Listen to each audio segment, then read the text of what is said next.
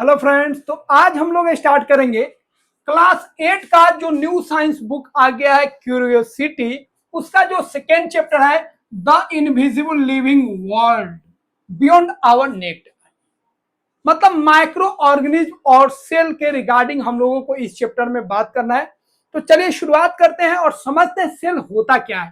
तो ये बहुत ही इंपॉर्टेंट टॉपिक्स है, बहुत इंपॉर्टेंट है क्योंकि इसमें दो चैप्टर्स आएंगे। तो क्लास 8 में पुराना वाला जो साइंस था उसमें दो चैप्टर अलग अलग थे, एक माइक्रो ऑर्गेनिज्म अलग था और सेल जो था वो अलग था। लेकिन न्यू वाले बुक में इस चैप्टर में दोनों को मिलाकर एक चैप्टर बना दिया गया है और दोनों जो है बहुत बहुत इंपोर्टेंट है, वेरी वेरी इंपोर्टेंट है। इसीलिए एक एक पॉइंट्स को हम लोग ध्यान से समझेंगे। चलिए सबसे पहले हम लोग समझते हैं सेल होता क्या है। तो देखिए, जितने भी लिविंग ऑर्गेनिज्म है, छोटा होता बड़ा होता, मतलब जिसमें लाइफ है, जो लिविंग है उसको ऑर्गेनिज्म बोलते हैं।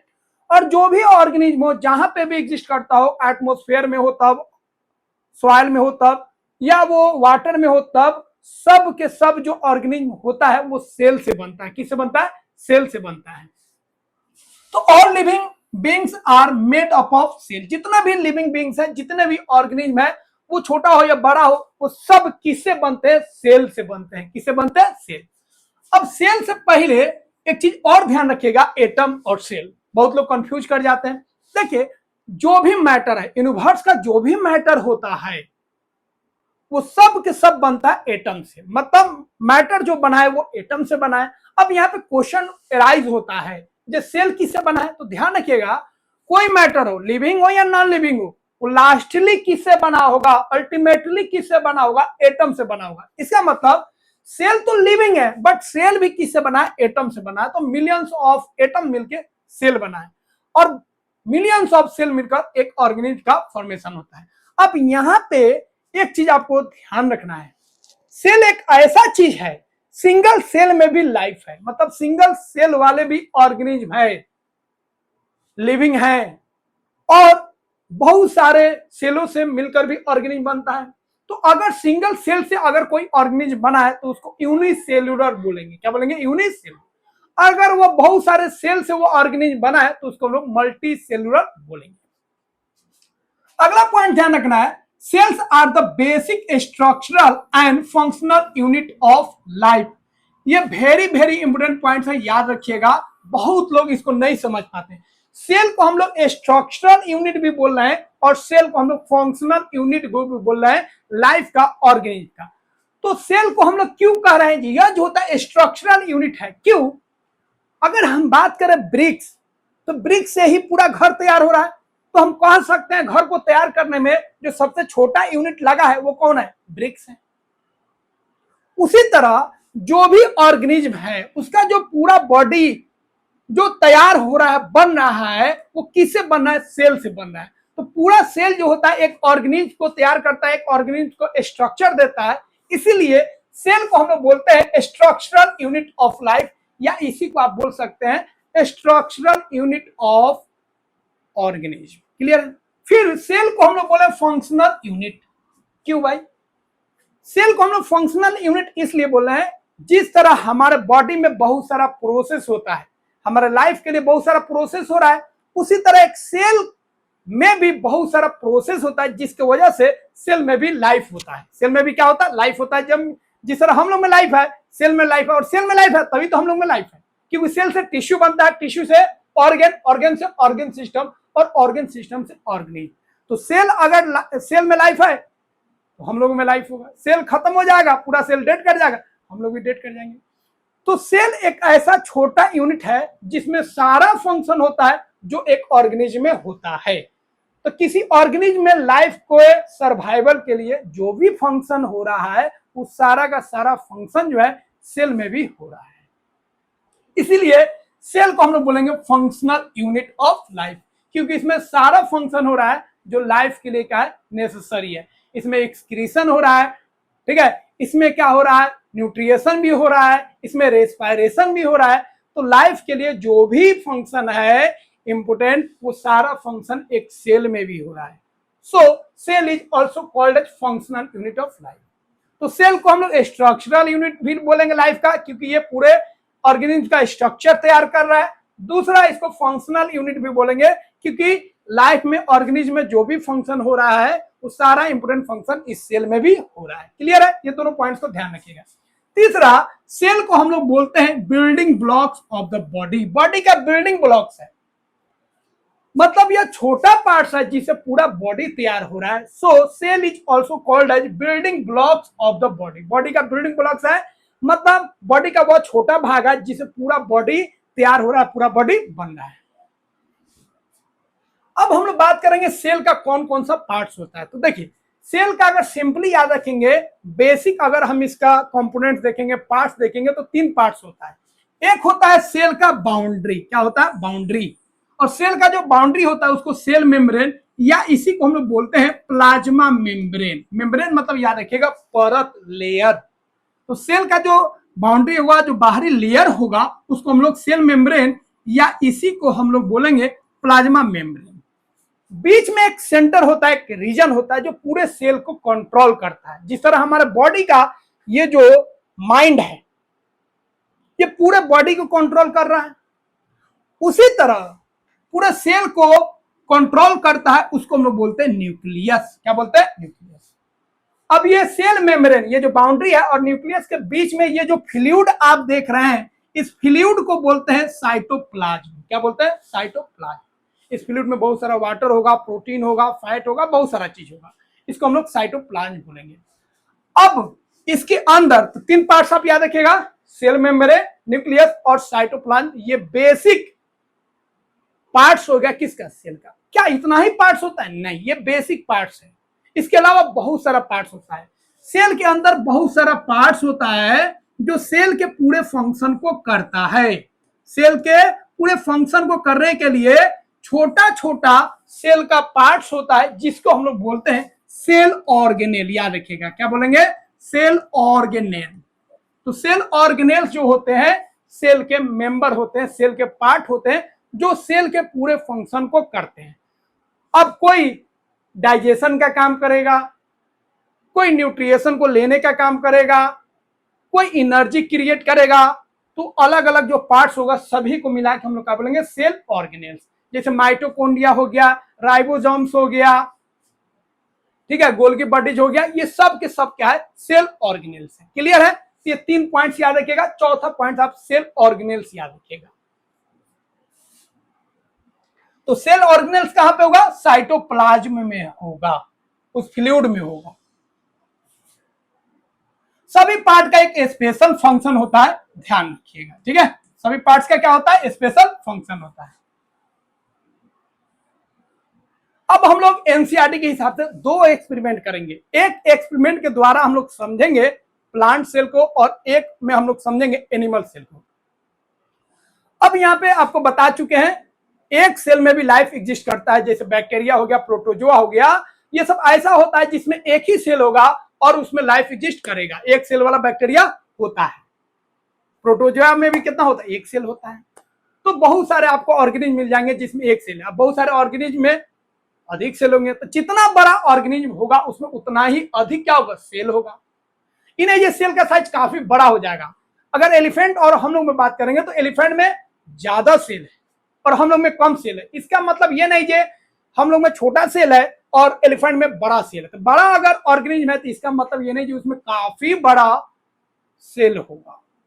सेल का जो शेप और साइज है, ठीक है, कुछ चेंजिंग हो सकता है, लेकिन उसका जो बेसिक स्ट्रक्चर है लगभग क्या होगा? सेम होगा। ठीक है, ये नहीं कि अगर बड़ा ऑर्गेनिज्म है तो उसमें बड़ा सेल होगा, छोटा ऑर्गेनिज्म है तो छोटा सेल होगा, ऐसा बात नहीं है। हाँ, नंबर ऑफ सेल जरूर डिफरेंस होगा। बड़ा ऑर्गेनिज्म होगा तो नंबर ऑफ सेल अधिक होगा और छोटा ऑर्गेनिज्म होगा तो नंबर ऑफ सेल क्या होगा? कम होगा। अब आपको क्या करना है? एक ओनियन लेना है। ओनियन ले लीजिए, ऊपर वाला आप उसका जो पत्ता होता है हटा दीजिए। ओनियन वाला का जो भाग होता है मेन, उसको बल्ब बोलते हैं। क्या बोलते हैं? बल्ब। इसको 2 भाग कर दीजिए और उसमें से पतला एक पील निकालिए। पील मतलब छिलका। पील निकाल लीजिए पतला। उस पर क्या कीजिए? आपको स्टेन डालना है। क्या डालना है? स्टेन। स्टेन क्यों डाल रहे हैं? ये क्या डाल रहे हैं हम लोग? स्टेन। स्टेन डालने से क्या होता है? जैसे ही पील पर, ओनियन पील पर हम डालेंगे तो उसके अंदर हमको देखना है सेल। क्या देखना है? सेल। और ओनियन क्या है? प्लांट है। प्लांट सेल को हमको देखना है। तो सेल को देखना है तो सेल आप माइक्रोस्कोप में देखिएगा तो नहीं दिखेगा, क्योंकि ट्रांसपेरेंट होता है, सब व्हाइट का व्हाइट दिखेगा, तो क्लियर पता नहीं चलेगा। तो स्टेन एक ऐसा सब्सटेंस होता है जिसको डालेंगे तो वह सेल मेम्ब्रेन को और न्यूक्लियस को कलर कर देगा, जिससे पता चल जाएगा ये सेल मेम्ब्रेन है और यह क्या है, आपका न्यूक्लियस है। समझे? तो स्टेन का काम होता है जिस सेल को थोड़ा सा कलरफुल बना देना, जिससे हम उसके पार्ट्स को क्लियरली उसको देख सके। तो ये सेल को क्या करेगा, क्लियर कर देगा, जिसे हम आसानी से समझ सकते हैं। स्टेन का दो एग्जांपल होता है, एक होता है आपको याद रखिएगा सेफ्रेनिन और दूसरा होता है मिथाइलिन ब्लू। तो मिथाइलिन ब्लू और सेफरिन का हम यूज करते हैं एज ए स्टेन। स्टेन वह सब्सटेंस होता है जो सेल को क्लियर कर देता है, जिससे हम आसानी से उसको देख सकते हैं अंडर माइक्रोस्कोप। तो स्टेन डालना है, उसके बाद हमको क्या करना है, उसको उस टुकड़ा को, उस पिल को उठा के एक जगह रखना है, उसमें 2-4 बूंद वाटर ड्रॉप्स को डाल देना है, ठीक है, ताकि थोड़ा सा उसमें से स्टेन निकल जाए। फिर उसको उठा के एक आपको ग्लास के स्लाइड पर रखना है, फिर उसमें आपको ऐड करना है ग्लिसरीन। अब ग्लिसरीन क्यों ऐड करेंगे? ग्लिसरीन क्या करता है, इसको अगर हम डालेंगे ओनियन पिल पे तो उसका जो सेल है उसको ड्राई होने से बचाता है। तो ग्लिसरीन का काम है सेल को ड्राई नहीं होने देना। ड्राई हो जाएगा तो हम उसके पार्ट्स को नहीं देख पाएंगे, डेड कर जाएगा। तो सेल को ड्राई से बचाने के लिए, ठीक है, उसको मॉइस्ट रखने के लिए हम लोग क्या यूज करेंगे, ग्लिसरीन। तो ग्लिसरीन का काम क्या है, ध्यान रखिएगा। दूसरा स्टेन का काम क्या है, ध्यान रखिएगा। अब जैसे ही माइक्रोस्कोप के अंदर डालेंगे तो इस तरह का आपको स्ट्रक्चर दिखेगा, ठीक है। ये थोड़ा पॉलीगन टाइप का बन गया। आपको जो स्ट्रक्चर दिखेगा ये आपका रेक्टेंगुलर शेप का दिखेगा। किस शेप का? रेक्टेंगुलर शेप का दिखेगा।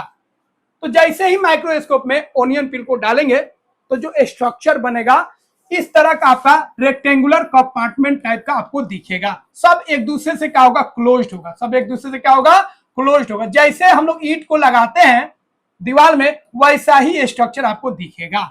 और जो भी ये रेक्टेंगुलर कंपार्टमेंट आप देख रहे हैं, ये सबको क्या बोलेंगे, सेल बोलेंगे। क्या बोलेंगे, सेल।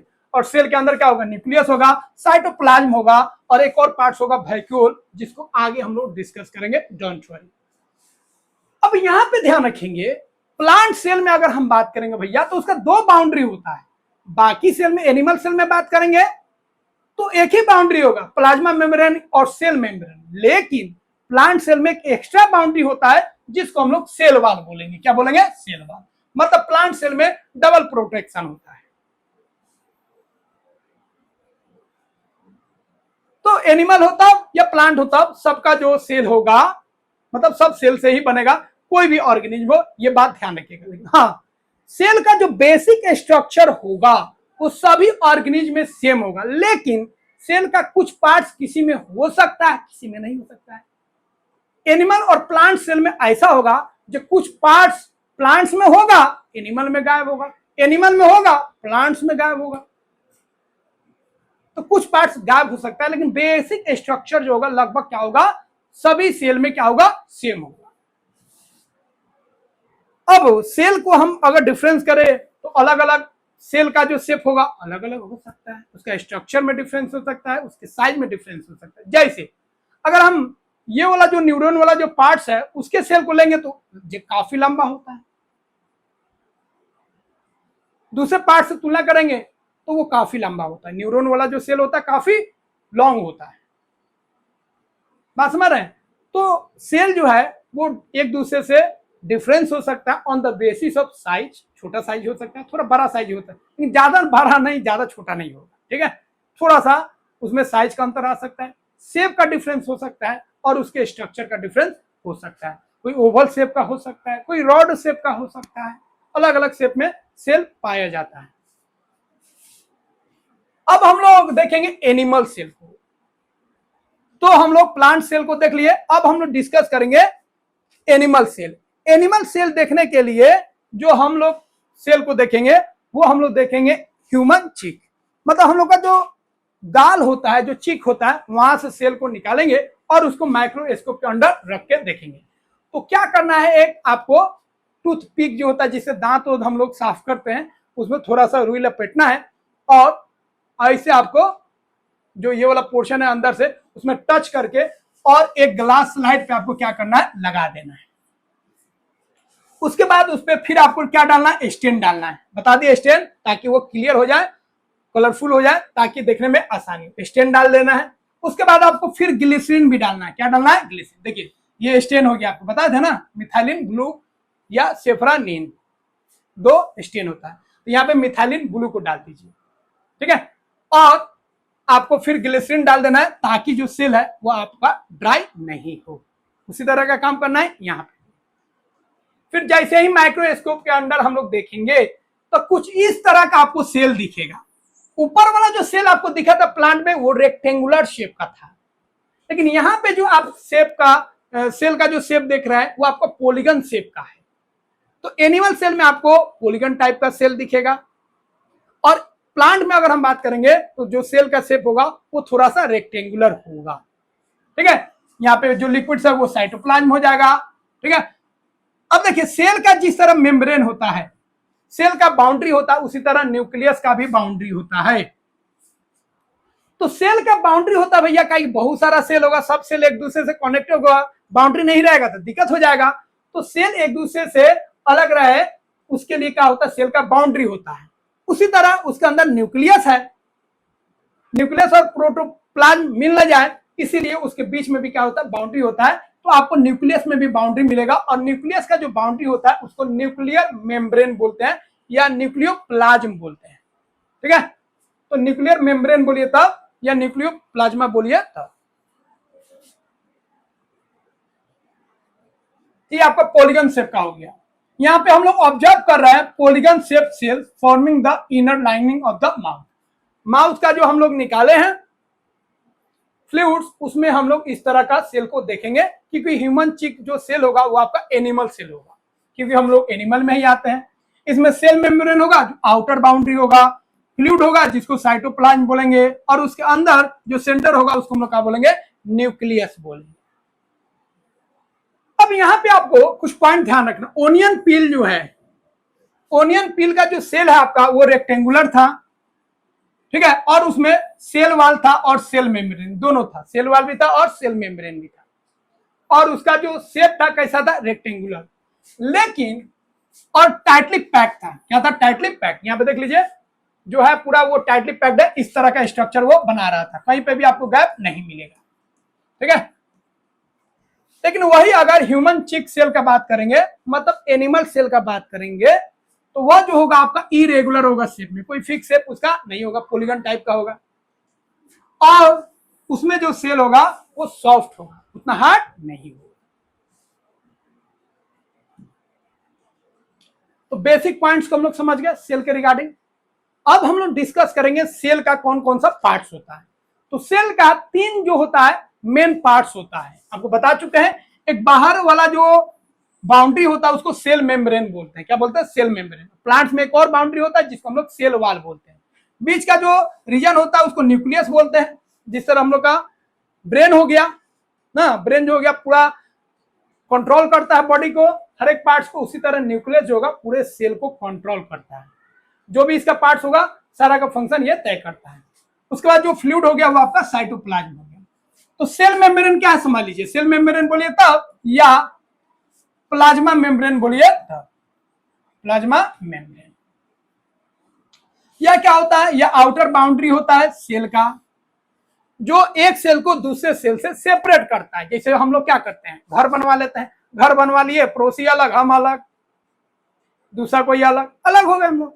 अगर हम लोग घर नहीं बनवाते तो सब लोग एक ही जगह रहते हैं, कोई बाउंड्री नहीं है, तो सभी जमीन का हम लोग बाउंड्री कर लेते हैं ताकि पता चल सके आप उधर हम इधर। तो सेल का जो बाउंड्री होता है उसको सेल मेम्ब्रेन बोलते हैं। यह एक सेल को दूसरे से सेपरेट करता है, ठीक है। यह पोरस होता है। पोरस का मतलब क्या भैया, पोरस होता है मतलब इसमें पोर होता है, होल होता है, छोटा छोटा होल होता है। क्यों, क्योंकि इस पोर के द्वारा, इस होल के द्वारा जो एसेंशियल मटेरियल्स है, न्यूट्रिएंट्स है, रेस्पिरेशन है, वो सब जाएगा और कुछ मटेरियल बाहर आएगा। तो एसेंशियल मटेरियल अंदर आए सेल के और कुछ एसेंशियल मटेरियल सेल से बाहर आए, उसके लिए यह मेम्ब्रेन जो होता है पोरस होता है, उसमें छोटा छोटा होल होता है। वो सबको ना आने देगा ना सबको जाने देगा। जो उसको सही लगेगा, जो जरूरी लगेगा उसको बाहर कर देगा, और जो जरूरी लगेगा उसको अंदर कर लेगा। ये सेंसिटिव होगा, ठीक है। ये नहीं ये कुछ को ले लिया कुछ को भेज दिया, ऐसा नहीं होता है।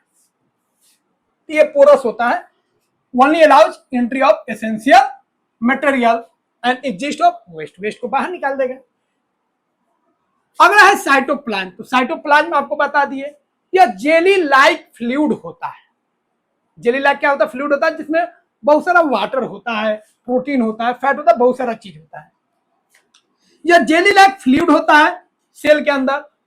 तो जो न्यूक्लियस है और जो सेल मेम्ब्रेन है उसके बीच में ये जितना भी जगह आप देख रहे हैं, ये सब में फ्लूइड भरा हुआ है, उस फ्लूइड को साइटोप्लाज्म बोलेंगे।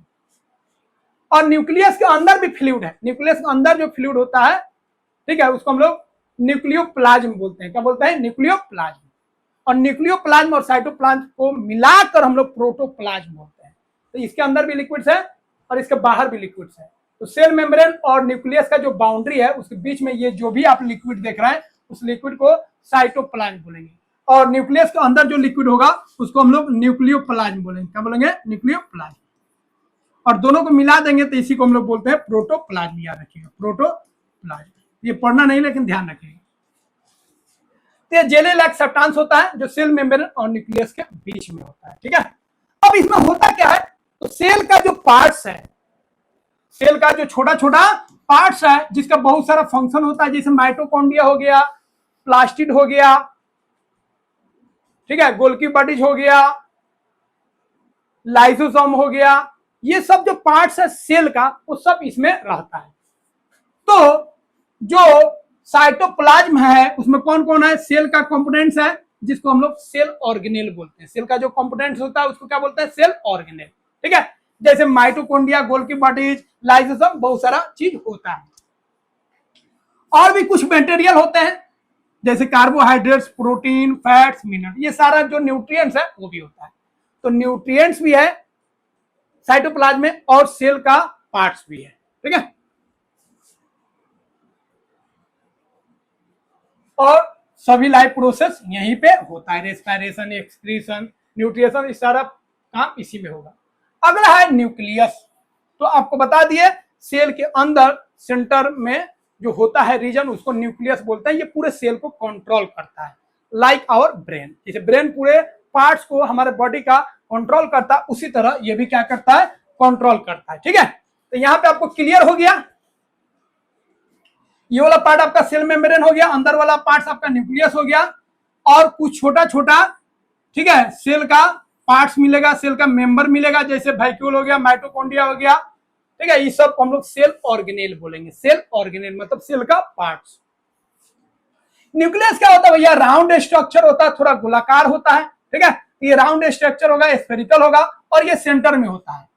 यह भी एक मेम्ब्रेन के द्वारा घिरा रहता है। जैसे सेल का मेम्ब्रेन होता है, सेल का बाउंड्री होता है, उसी तरह न्यूक्लियस का भी बाउंड्री होता है, जिसको हम लोग बोलते हैं न्यूक्लियर मेम्ब्रेन।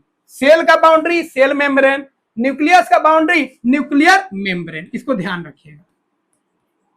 ठीक है, सेल के अंदर जो लिक्विड है उसको हम लोग बोले साइटोप्लाज्म, उसी तरह न्यूक्लियस के अंदर जो लिक्विड है उसको बोलेंगे न्यूक्लियोप्लाज्म। तो ये वर्ड ध्यान रखिएगा। ठीक है, इसके अंदर जो लिक्विड है उसको हम लोग क्या बोलेंगे? न्यूक्लियोप्लाज्म। क्लियर है? अब यह जो होगा पूरे सेल के एक्टिविटी को क्या करेगा? कंट्रोल करेगा, रेगुलेट करेगा। ठीक है, किसको काम क्या करना है, क्या नहीं करना है, कौन खराब हो गया, किसको हटाना है ना, किससे क्या काम करवाना है, सारा को ये कंट्रोल करता है। अगला है आपका सेल वॉल। आपको बता दिए सेल वॉल जो होता है एक्स्ट्रा बाउंड्री होता है, जो एनिमल सेल में नहीं होता है, ये केवल प्लांट सेल में होता है। तो प्लांट को ये एक्स्ट्रा प्रोटेक्शन देता है, एक्स्ट्रा प्रोटेक्शन देता है। तो ये एक्स्ट्रा आउटर लेयर होता है जो सेल मेम्ब्रेन के बाद होता है। ठीक है, यह क्या करता है? जो प्लांट्स होता है उसको रिजिड रहता है, क्योंकि प्लांट्स भैया अपना सुरक्षा खुद तो कर नहीं सकता है। हम लोग अपना सुरक्षा खुद कर सकते हैं ना, किसी चीज से टकराना हो, मारपीट हो तो अपना सुरक्षा कर लेंगे, मारपीट कर सकते। प्लांट थोड़े करेगा, प्लांट में तो कुछ भी टच होगा तो उसको तो नुकसान हो जाएगा। इसीलिए उसमें एक एक्स्ट्रा लेयर होता है जिसको बोलते हैं सेल वॉल, जो उसको रिजिड रखता है। रिजिड मतलब उसका जो स्ट्रक्चर होता है उसको फिक्स्ड रखता है, उसको दबने नहीं देता है।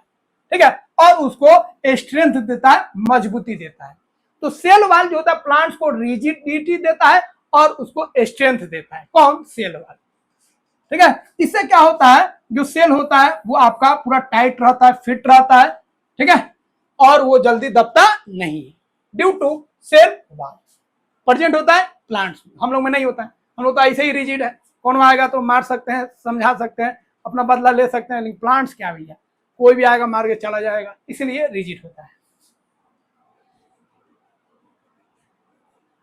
अब यहाँ पे आप देख लीजिए, ये हो गया आप एनिमल से, एनिमल सेल थोड़ा देख लीजिए, थोड़ा सा स्फेरिकल आपको दिखेगा, लेकिन आपका प्लांट सेल जो है आपका थोड़ा सा रेक्टेंगुलर शेप का दिखेगा। क्लियर है। तो बहुत सारा पोर्शन हम लोग देख लीजिए, सेल वाल हो गया ना, मेन देखिए, पहले सेल वाल हो गया, न्यूक्लियस हो गया ना, उसके बाद आपका क्या हो गया, आपका सेल मेम्ब्रेन हो गया, उसके बाद कुछ और पार्ट्स है जिसको ध्यान रखिएगा, ठीक है। पार्ट्स तो बहुत सारा है, हायर क्लास में पढ़ेंगे कुछ पार्ट्स। लाइसोसोम याद रखिएगा, ये डाइजेस्ट करता है, क्या करता है, डाइजेस्ट। तो डाइजेशन का काम कौन करता है, लाइसोसोम। उसके बाद एक माइटोकॉन्ड्रिया याद रखिएगा, माइटोकॉन्ड्रिया, माइटोकॉन्ड्रिया जो होता है ये पावर हाउस होता है, क्या होता है, पावर हाउस। यह क्या करता है, पावर जनरेट करता है, एनर्जी को रखता है। तो एनर्जी कहां पे स्टोर होता है, माइटोकॉन्ड्रिया में, ये बात ध्यान रखिएगा। अब कुछ दोनों में देखेगा तो कुछ इसमें होगा, कुछ इसमें नहीं होगा। प्लांट्स में देखिए, जैसे क्लोरोप्लास्ट प्लांट में होगा, लेकिन ये एनिमल में नहीं होगा। उसी तरह आप देख सकते हैं वैक्यूल, वैक्यूल का बात करेंगे, यह जो होगा प्लांट्स में होगा, लेकिन एनिमल में नहीं होगा, होगा भी तो उसका साइज काफी छोटा होगा। तीसरा आपको प्लास्टिड, प्लास्टिड में तो वही आ जाएगा, आगे हम लोग बता देंगे, ठीक है। एक हो गया आपका सेल वाल, सेल वाल जो होगा आपका प्लांट में होगा, लेकिन वह जो है आपका एनिमल में नहीं होगा, ठीक है। यहाँ पे गलत लिख दिया है, सेल वाल किस में होगा, प्लांट में, ठीक है। तो फिगर में थोड़ा सा गलती है, ठीक है। सेल वाल किस में होगा, प्लांट में होगा, लेकिन इसमें एनिमल में नहीं होगा। एनिमल में क्या होगा आपका, ओनली सेल मेम्ब्रेन, ठीक है। अब प्लास्टिड का हम लोग बात कर लेते हैं। प्लास्टिड ऐसा है जो केवल प्लांट्स में होगा, किसमें होगा, प्लांट्स में। तो याद रखिएगा, सेल वाल और प्लास्टिड, और एक हो गया आपका वैक्यूल, ये जो होगा तीनों ये प्लांट्स में होगा, लेकिन एनिमल में नहीं होगा। ये तीनों याद रखिएगा, इस पे क्वेश्चन बार बार पूछता है। प्लास्टिड क्या होता है, देखिए प्लास्टिड जो होता है रॉड शेप का स्ट्रक्चर होता है, किस शेप का, रॉड शेप का स्ट्रक्चर होता है, जो सभी प्लांट सेल में पाया जाता है। तो सभी प्लांट सेल में एक एक्स्ट्रा आपको सेल ऑर्गेनेल मिलेगा, सेल का मेंबर मिलेगा, सेल का पार्ट्स मिलेगा, जिसको हम लोग बोलते हैं प्लास्टिड। ये तीन तरह का होता है, एक होता है आपका क्लोरोप्लास्ट, एक होता है आपका क्रोमोप्लास्ट, और एक होता है आपका ल्यूकोप्लास्ट। तीन तरह का प्लास्टिड होता है, किसमें पाया जाएगा, प्लांट्स में। क्लोरोप्लास्ट जो होता है यह एक तरह का प्लास्टिड होता है, जो प्लांट्स को ग्रीन कलर देता है, क्या देता है, ग्रीन कलर। ये ग्रीन पिगमेंट होता है, तो ये प्लांट्स को ग्रीन कलर देता है, क्या देता है, ग्रीन कलर। पहला याद रखेगा, क्लोरोप्लास्ट ऐसा प्लास्टिड होता है जो प्लांट्स को ग्रीन कलर देता है, ठीक है। ये कहां प्रेजेंट होता है, तो ये लीफ में प्रेजेंट होता है, ठीक है। और इसके अंदर क्लोरोफिल होता है, याद रखिएगा क्या होता है, क्लोरोफिल। तो क्लोरोफिल किसके अंदर आएगा, क्लोरोप्लास्ट के अंदर। तो क्लोरोप्लास्ट के अंदर क्लोरोफिल होता है, जो प्लांट्स को, जो लीफ को ग्रीन कर देता है, क्या करता है, ग्रीन। तो प्लांट्स जो उसका लीफ है वो ग्रीन है ओनली ड्यू टू क्लोरोफिल। और क्लोरोफिल किसमें प्रेजेंट है, क्लोरोप्लास्ट में। और क्लोरोप्लास्ट में ही फोटोसिंथेसिस होता है, क्या होता है, फोटोसिंथेसिस। क्योंकि हम लोग जानते हैं बचपन से, ग्रीन प्लांट्स है तो फोटोसिंथेसिस करता है, अपना फूड्स वो खुद बनाता है लाइट के प्रेजेंस में। तो क्लोरोप्लास्ट में तीन बात ध्यान रखना है, इसके अंदर क्लोरोफिल होता है, जिसके कारण जो लीफ होता है वो ग्रीन हो जाता है, ठीक है। दूसरा याद रखिएगा, ग्रीन जो प्लांट्स होते हैं उसमें फोटोसिंथेसिस होता है, तो ये फोटोसिंथेसिस में भी हेल्प करता है, ठीक है। तो ये दोनों पॉइंट्स आप ध्यान रखिएगा, ग्रीन कलर, फोटोसिंथेसिस और क्लोरोफिल। अगला है आपका क्रोमोप्लास्ट। अदर जो कलर होता है, ग्रीन कलर के लिए जिम्मेदार कौन है आपका, क्लोरोप्लास्ट, जिसमें क्लोरोफिल होता है। लेकिन बाकी जो कलर है, फ्रूट्स का अलग कलर होता है, फ्लावर का अलग अलग कलर है, उसके लिए जो प्लास्टिड जिम्मेदार है, उस प्लास्टिड को हम लोग बोलेंगे क्रोमोप्लास्ट। तो यह जो होता है फ्रूट्स और फ्लावर को डिफरेंट कलर देता है, कौन, क्रोमोप्लास्ट। तो ग्रीन कलर कौन देता है, क्लोरोप्लास्ट। बाकी कलर फ्रूट्स को और फ्लावर को कौन देता है? वो देता है आपका क्रोमोप्लास्ट। तो क्लोरोप्लास्ट कलर किसको दे रहा है? वो आपको लीफ को दे रहा है। छोटा है तो उसका स्टेम भी ग्रीन होता है। एक होता है ल्यूकोप्लास्ट। ल्यूकोप्लास्ट जो होता है यह प्रेजेंट होता है रूट में। किसमें? रूट में। और यह क्या करता है? कुछ इंपोर्टेंट मटेरियल को स्टोर करके रखता है। यह स्टोरेज का काम करता है। जैसे वह स्टार्च को, फैट को, प्रोटीन को, ऑयल को स्टोर करके रखता है रूट्स में। तो ल्यूकोप्लास्ट कहां प्रेजेंट होता है?